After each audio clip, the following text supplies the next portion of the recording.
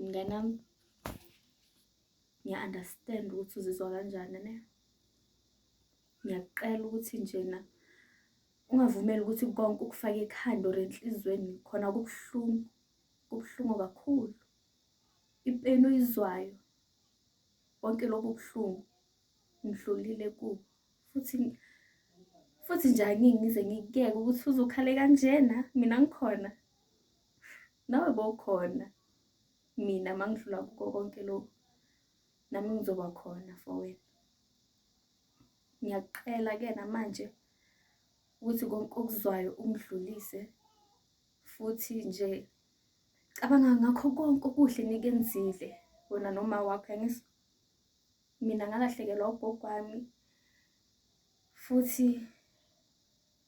kona kwakunzima nje ukuthi ngiyamukela, kodwa ngabona ukuthi ngcono nje ngingidlulise. So nawe ngicela ukuthi uyenze njalo, kuzoba the best for wena.